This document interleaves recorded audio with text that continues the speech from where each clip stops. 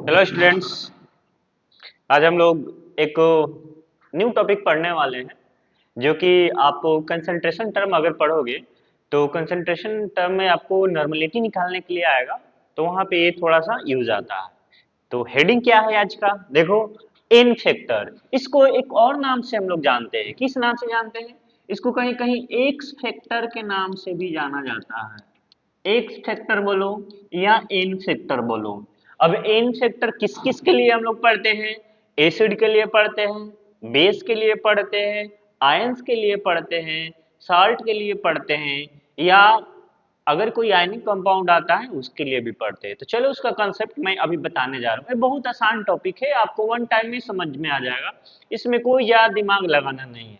अब यहाँ पे देखना, जो एन फैक्टर है, मैं इसको मैं इसको अलग अलग टाइप में डिस्ट्रीब्यूट कर रहा हूं। जैसे कि एन फैक्टर को मैं 4 टाइप से बता रहा हूं आपको। पहला मैं बताऊंगा किसके लिए? मैं बताऊंगा पहला एसिड के लिए बताऊंगा, ठीक है ना। दूसरा मैं किसके लिए बताऊं? दूसरा मैं बताऊंगा आपको बेस के लिए बताऊंगा। थर्ड में किसके लिए बताऊं? बोलो। आयंस के लिए हम लोग पढ़ेंगे। और फोर्थ में आपको बताऊंगा सॉल्ट के लिए, ठीक है ना। अब सबका कैसे कैसे हम लोग एन फैक्टर या एच फैक्टर निकालते हैं उसको मैं देखने वाला हूं। अगर आप एसिड का बात करोगे तो अगर कोई एसिडिक कंपाउंड है उसमें से कितने H प्लस आयन रिलीज हो रहे हैं, वो उतना ही number of H plus ion उसका क्या हो जाएगा? एन फैक्टर हो जाएगा या एक्स फैक्टर हो जाएगा, ठीक है ना। रिलीज H प्लस आयन, यानी जितने H plus ion acidic compound से निकलेंगे उस कंपाउंड का इन फैक्टर या एक्स फैक्टर उतना ही होगा, ठीक है। इसका मैं एग्जांपल अभी बताने वाला हूं। इसके बाद थोड़ा इसको कंसेप्ट हम लोग समझ लेते हैं। सिमिलर बेस के लिए देखो, इसमें से जितने OH माइनस आयन रिलीज होंगे वही क्या हो जाएगा? उसके एक्स फैक्टर या इन फैक्टर होगा। अब आयंस पे जितने चार्ज रहेंगे, चाहे चार्ज आपका एनायंस हो चाहे चार्ज आपका केटायंस हो, तो जितने उस पे चार्ज रहेंगे वही उसका क्या हो जाएगा? एन फैक्टर हो जाएगा। लेकिन ये सॉल्ट के लिए देखो, अगर सॉल्ट आ जाए तो सॉल्ट बनता कैसे है? बताओ बताओ कैसे बनता है? एसिड प्लस बेस हम लोग ऐड करते हैं तो क्या बनता है? सॉल्ट बनता है। तो इस पे किसी एक पे कितने चार्ज आ रहा है किसी आयन पे, वही क्या होता है? उस सॉल्ट का क्या हो जाएगा? एन फैक्टर हो जाएगा। तो चलो एक एक एग्जांपल हम लोग देखते हैं। पहले हम लोग एसिड के लिए देख रहे हैं। यहाँ पे कुछ एग्जांपल दिया हुआ है उसको मैं एक्सप्लेन करना चाह रहा हूं। देखो यहाँ पे HF है। अब HF को मैं कैसे तोड़ूं? H प्लस और F माइनस। तो इस इधर लिख देता हूं एन फैक्टर। एन फैक्टर कितना आ गया बताओ? यहाँ पे इसका एन फैक्टर 1 हो जाएगा। एन फैक्टर या जो एन फैक्टर वैल्यू निकाल रहे हो हमेशा पॉजिटिव होता है, निगेटिव नहीं होगा, ठीक है। अब यहाँ पे देखो HNO3 है तो ये क्या हो जाएगा? H plus plus NO3 minus. इसके एन फैक्टर कितना हो गया? 1 हो गया। HBr है, क्या हो जाएगा? H plus plus Br minus. इसका एन फैक्टर कितना आ गया? 1 आ गया। HI है, ये क्या हो जाएगा? H plus I minus. इसका एन फैक्टर कितना आ गया? 1 आ गया। सिमिलर इधर देख लो, इधर देखोगे HClO4 है, इसको ब्रेक करोगे तो H plus plus ClO4 minus. इसका एन फैक्टर बताओ कितना आ गया? 1 आ गया। क्यों? क्योंकि एक H प्लस आयन रिलीज किया है। HClO3 का देखो, HClO3 को जब ब्रेक करोगे तो एक इसमें जाएगा, बताओ।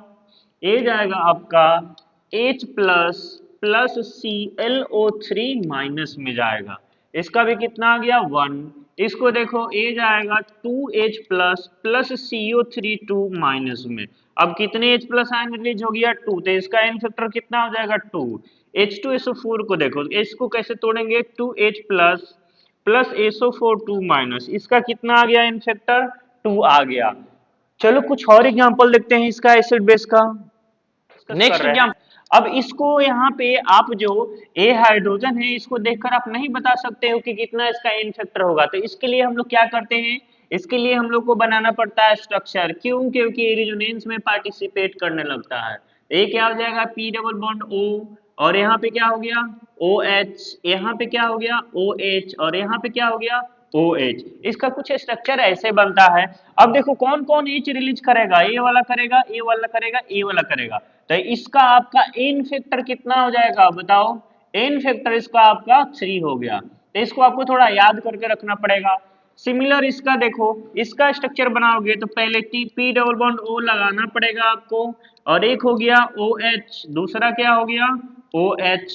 अब देखो हाइड्रोजन कितना है, यहाँ पे 3 हाइड्रोजन है, तो 2 तो लग गया, और एक कहाँ लगा दो, यहाँ पे। अब कौन कौन रिलीज करेगा, A2H रिलीज करेगा। तो इसका एन फैक्टर कितना हो जाएगा बताओ, 2 हो जाएगा। सिमिलर इसको करना पड़ेगा हम लोग को, क्या हो जाएगा, P डबल बॉन्ड O, और यहाँ पे एक OH आ गया। कितने हम लोग के पास हाइड्रोजन है, ऑक्सीजन कितने हैं, 2 है। तो यहाँ पे कितना डबल बॉन्ड O हो गया, AOH हो गया, और यहाँ पे क्या आ गया हम लोग का, एक H हो जाएगा और एक AH हो जाएगा। ठीक है ना। तो इसका जो एन फैक्टर है, इसमें से कौन H रिलीज करेगा, ए वाला। तो इसका जो एन फैक्टर हम लोग का आएगा बताओ कितना आ जाएगा, 1। तो इस रिजल्ट को आपको थोड़ा याद रखना पड़ेगा। कितना होता है, 321, यानी 321 किसमें, ए फास्फोरस सीरीज में। ठीक है ना। अब एक क्वेश्चन 2-3 बार पूछा हुआ है, आप इसको थोड़ा ध्यान रखना। वैसे डायरेक्ट H वाला देखोगे तो यहाँ से इसके लिए गलत हो जाएगा, क्योंकि यहाँ पे रेजोनेंस लगना स्टार्ट हो जाता है ड्यू टू रेजोनेंस स्टेबलाइजेशन। ठीक है, चलो नेक्स्ट देखते हैं हम लोग। नेक्स्ट पॉइंट पे हम लोग आते हैं।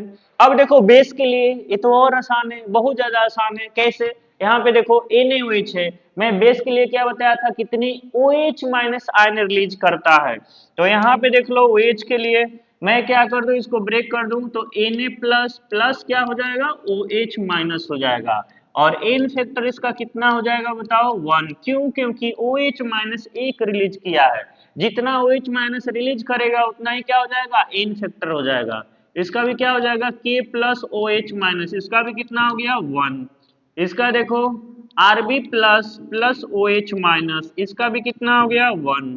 इसका देखो CS plus plus OH minus, इसका भी कितना हो गया, 1 हो गया। इसमें देखो बेरिलियम है, तो ये क्या हो जाएगा, Be2 plus plus 2OH minus, इसका कितना हो गया, 2 हो गया इन फैक्टर। इसमें देखो ये कितना आ जाएगा, Mg2 plus plus 2OH minus, यानी इसका इन फैक्टर कितना आ गया, 2 आ गया। सिमिलर इसमें देखो ये कितना हो जाएगा, CaOH का होल ट्वाइस है, तो हो गया Ca2 plus plus 2OH minus, इसका एन फैक्टर कितना, 2 आ गया। सिमिलर इसमें देखो Sr2 plus plus 2OH minus, कितना आ गया इन फैक्टर, 2 आ गया। इसमें देखो Ba2 plus plus 2OH minus, इसका कितना आ गया, इसका भी 2 आ गया।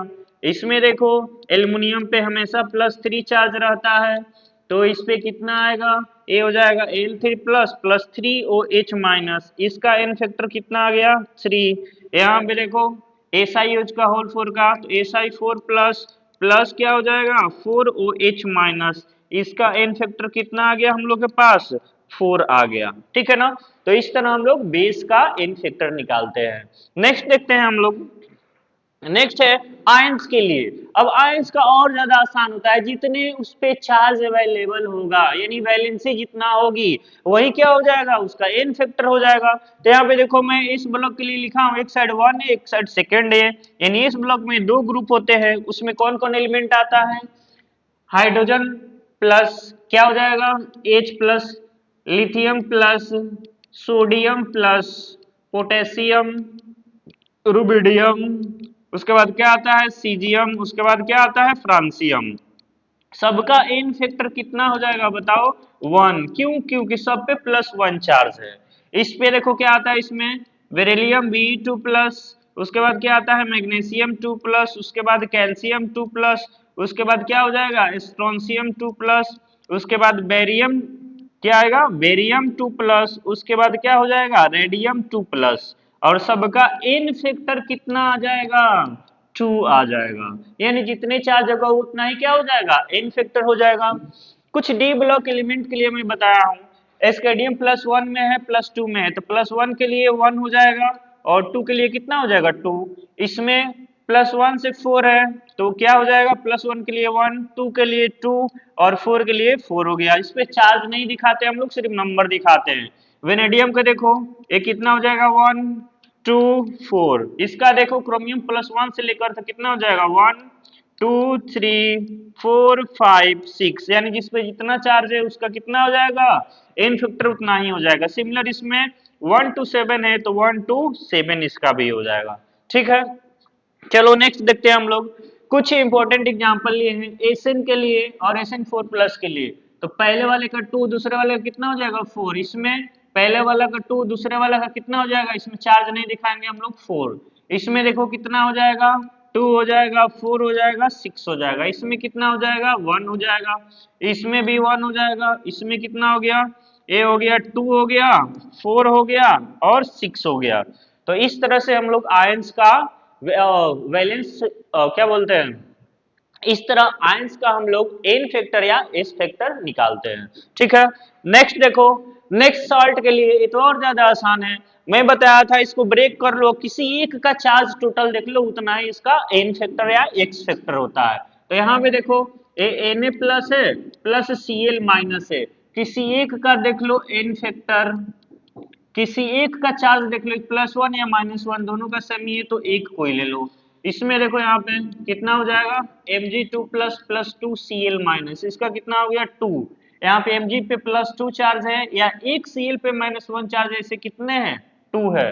इसमें देखो Al3 plus plus 3 Cl minus, इस पे कितना चार्ज हो गया 3 हो गया। इसमें Si4 plus plus 4 Cl minus हो गया, इसमें कितना हो जाएगा 4। इसमें देखो P प्लस 5 Cl माइनस, इसमें कितना हो जाएगा 5। इधर आओ Na2CO3 है तो ये क्या हो जाएगा 2Na plus plus CO3 2 minus, तो इसका एन फैक्टर कितना हो जाएगा बताओ 2 हो गया। इसमें देखो Na प्लस H प्लस और CO3 2 माइनस, तो ये क्या हो जाएगा Na प्लस H प्लस और CO3 2 माइनस, यानी टोटल इसका एन फैक्टर कितना हो जाएगा, चार्ज प्लस वाला का एक जगह देखो और माइनस वाला का एक जगह देखो, दोनों को जोड़ोगे तो 2 आ जाएगा, इसमें -2 है। इसमें देखो K plus plus NO3 minus, इस पे कितना हो जाएगा इसका 1 हो जाएगा। इसमें देखो Mg2 plus plus SO4 2 minus, इसमें कितना हो जाएगा 2 हो जाएगा।